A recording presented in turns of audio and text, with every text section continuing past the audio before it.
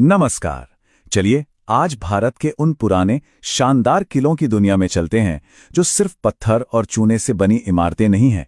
ये वो जगह हैं जहां इतिहास, रहस्य और कहानियां सब आपस में कुछ ऐसे उलझे हुए हैं कि सच क्या है और फसाना क्या, ये फर्क करना ही मुश्किल हो जाता है। तो आइए इन दीवारों के पीछे छिपे राज जानने की एक कोशिश करते हैं। भारत में जानते हैं 1000 से भी ज्यादा किले हैं। जरा सोचिए, हर एक किला अपने अंदर सदियों की न जाने कितनी ही कहानियां समेटे हुए हैं। जीत और हार की, प्यार और धोखे की, और कुछ ऐसी भी कहानियां हैं जिन्हें सुनकर आज भी रोंगटे खड़े हो जाते हैं। तो सवाल यही उठता है कि इन मोटी मोटी दीवारों के पीछे आखिर कौन से राज दफन हैं? क्या ये सब सिर्फ पीढ़ी दर पीढ़ी चली आ रही कहानियां हैं या फिर इनमें कोई सच्चाई भी है? आज हम कुछ ऐसे ही रहस्यों से पर्दा उठाने वाले हैं। सबसे पहले बात करते हैं उन किलों की जहां गुजरे जमाने की दर्दनाक घटनाएं आज भी जिंदा महसूस होती हैं। ये वो जगहें हैं जिनके बारे में कहा जाता है कि वहां आत्माएं आज भी इंसाफ के लिए भटकती हैं। हमारी पहली कहानी हमें पुणे के मशहूर शनिवार वाड़ा ले जाती है। यहां बहुत ही कम उम्र में पेशवा बने नारायण राव की बड़ी बेरहमी से हत्या कर दी गई थी। और पता है, इस साजिश के पीछे कोई बाहरी दुश्मन नहीं, बल्कि उनके अपने ही घर के लोग, उनके करीबी रिश्तेदार थे।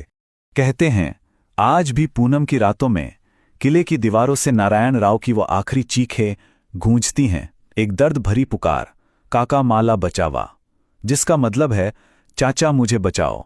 अच्छा, अब चलते हैं भानगढ़ किले की तरफ, जो शायद भारत का अकेला ऐसा किला है जिसे खुद सरकार ने भूतिया घोषित कर रखा है। यहां सूरज ढलने के बाद रुकने की सख्त मनाही है, और वहां के लोग अक्सर चीखों, पायल की आवाज और इत्र की अजीब से महक महसूस करने की बातें करते हैं। और ऐसी कहानियां सिर्फ भानगढ़ तक ही नहीं है। जैसे तालबेट का किला है, जहां आज भी उन 7 औरतों की चीखें सुनाई देने की बात कही जाती है जिन्होंने एक साथ अपनी जान दे दी थी। और असीरगढ़ किले के बारे में तो ये मान्यता है कि महाभारत के अश्वत्थामा, जिन्हें अमरता का वरदान मिला था, वो आज भी वहां के शिव मंदिर में रोज पूजा करने आते हैं। चलिए अब आत्माओं की दुनिया से निकलकर दौलत और लालच की दुनिया में चलते हैं।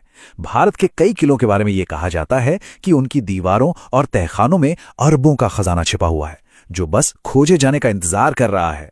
और हर खजाने की अपनी एक अलग ही कहानी है। एक तरफ है सुजानपुर टीरा का किला, जहां कहते हैं राजा संसार चंद ने 5 किलोमीटर लंबी एक खुफिया सुरंग में अपना सारा सोना चांदी छुपा दिया था। तो वहीं दूसरी तरफ है रायसेन का किला, जहां छिपा था एक जादुई पारस पत्थर, जो किसी भी लोहे की चीज को सोने में बदल सकता था। लेकिन सुनिए, इन खजानों को खोजना कोई बच्चों का खेल नहीं है। न जाने कितने ही लोगों ने इन अंधेरी और खतरनाक सुरंगों में अपनी जान गंवाई है। ये कहानियां हमें यही याद दिलाती हैं कि लालच का अंजाम अक्सर बहुत बुरा होता है। अब बात करते हैं उन रहस्यों की जो किसी भूत, प्रेत या खजाने से नहीं, बल्कि इंसानी दिमाग की बेजोड़ कारीगरी से पैदा हुए हैं। ये वो किले हैं जिनकी बनावट ही अपने आप में एक ऐसी पहेली है जिसे खास तौर पर दुश्मनों को चकरा देने के लिए बनाया गया था। गढ़कुंडार किले को ही ले लीजिए। ये किला आपको 5 किलोमीटर दूर से तो बिल्कुल साफ दिखाई देता है। ऐसा लगता है कि रास्ता एकदम सीधा है, लेकिन यहीं से असली कहानी शुरू होती है। जैसे ही आप पास पहुंचते हैं, वो किला नजरों से ओझल हो जाता है। जिस रास्ते को आप किले का रास्ता समझ रहे थे, वो असल में आपको कहीं और ही ले जाता है। ये हमलावरों को भटकाने के लिए बनाई गई एक शानदार और घातक चाल थी। और फिर आता है देवगिरी का किला, जिससे आज तक कोई भी राजा लड़ाई में जीत नहीं पाया। और क्यों नहीं जीत पाया? क्योंकि इसकी सुरक्षा तोड़ना नामुमकिन था। जरा सोचिए, पहले 1 किलोमीटर दूर का मेन गेट तोड़ो, फिर तोपों के हमले से बचते हुए कई और दरवाजे पार करो, फिर मगरमच्छों से भरी 100 फुट गहरी खाई को पार करो। और अगर ये सब कर भी लिया, तो आखिर में एक ऐसी अंधेरी भूल भुलैया में फंस जाओगे जहां दुश्मन सैनिक अक्सर आपस में ही लड़कर मर जाते थे। हर किले की अपनी अलग तकनीक थी। जैसे शेरगढ़ का किला, उसे ऐसे बनाया गया था कि कोई उसे बाहर से देख ही ना पाए। वो 3 तरफ से घने जंगलों से और एक तरफ नदी से घिरा था, मतलब प्रकृति ही उसकी सबसे बड़ी दीवार थी। तब सवाल ये उठता है कि सैकड़ों साल गुजर जाने के बाद भी ये कहानियां हमें इतना क्यों खींचती हैं? इसका जवाब इन किलों की बनावट से कहीं ज्यादा गहरा है। देखिए, ये किले सिर्फ टूटे फूटे खंडर नहीं हैं, ये जीवित इतिहास हैं।